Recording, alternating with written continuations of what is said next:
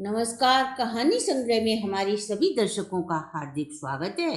दर्शकों, आज हम आपको भगवान भोलेनाथ की अमर कथा को सुनाएंगे।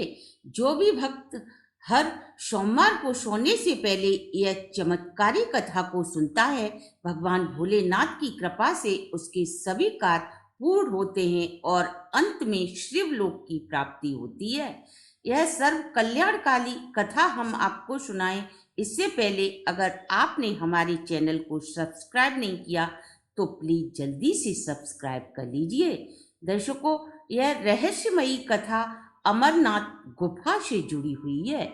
हिमालय के आंचल में पवित्र गुफा में भगवान भोलेनाथ बर्फ से बने हुए लिंग के आकार में दर्शन देकर सभी भक्तों की पीड़ाएं दूर करते हैं।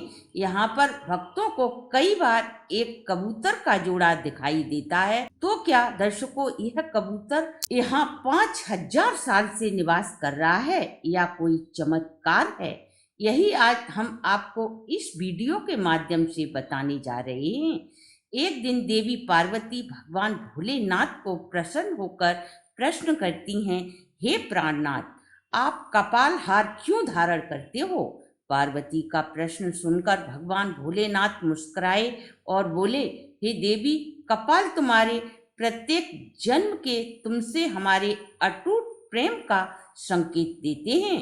भोलेनाथ की बात को सुनकर माता पार्वती बोली, हे प्राणनाथ, सभी प्राणियों की भांति मैं भी बार बार जन्म लेती रही हूँ, परंतु आप तो शाश्वत हैं। यह अमृत कैसे साध्य है? माता पार्वती के ऐसे रहस्यपूर्ण प्रश्न के उत्तर तो सिर्फ ब्रह्मा और महादेव को ही पता था।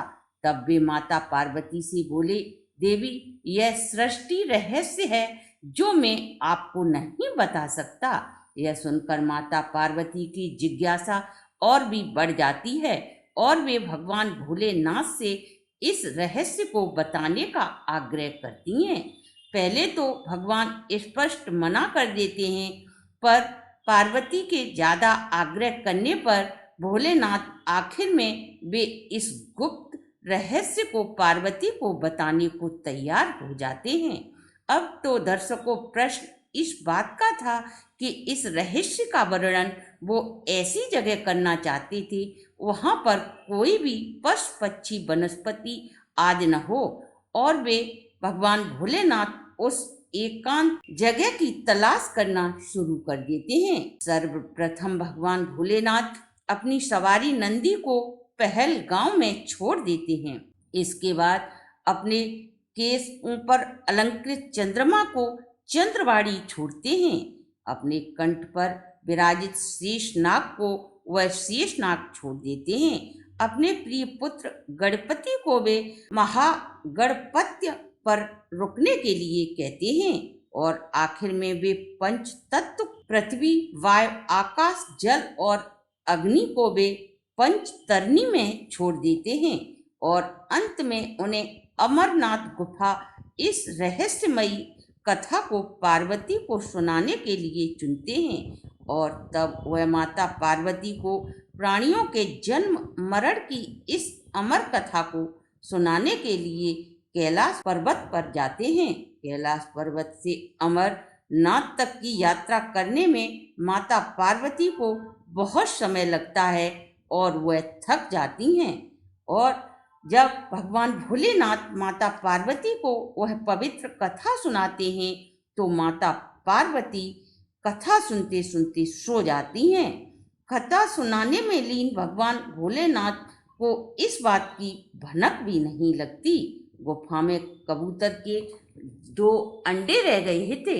दर्शकों, अंडों को जीवित और अजीवित दोनों ही अवस्था में समझा जाता है। कथा सुनाने के बीच ही वो अंडे फूट जाते हैं और वे अमर कथा को सुनते सुनते कूं कूं करने लगते हैं।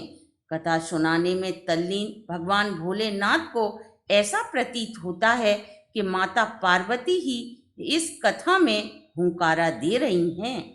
अमर कथा जब पूर्ण होती है, तब जब भगवान भोलेनाथ अपनी आंखें खोलते हैं तो वे देखते हैं माता पार्वती तो सो रही हैं।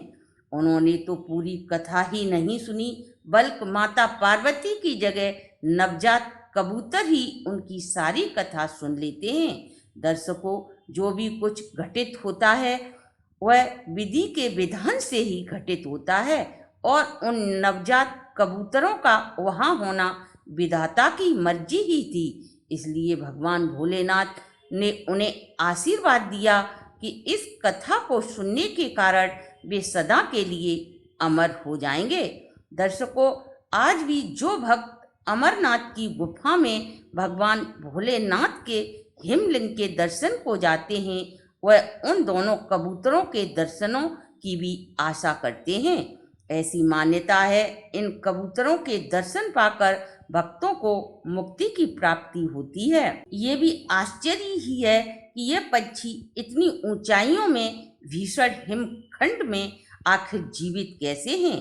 यह सब भगवान भोलेनाथ का ही आशीर्वाद है। ऐसी ही पवित्र गाथा सुनने के लिए हमारे चैनल को लाइक और शेयर करें, और यदि आप हमारे चैनल पर नए हैं तो चैनल को सब्सक्राइब करें, बेल आइकन को प्रेस करें, जिससे हमारी नई वीडियो की जानकारी सबसे पहले आपको प्राप्त हो सके।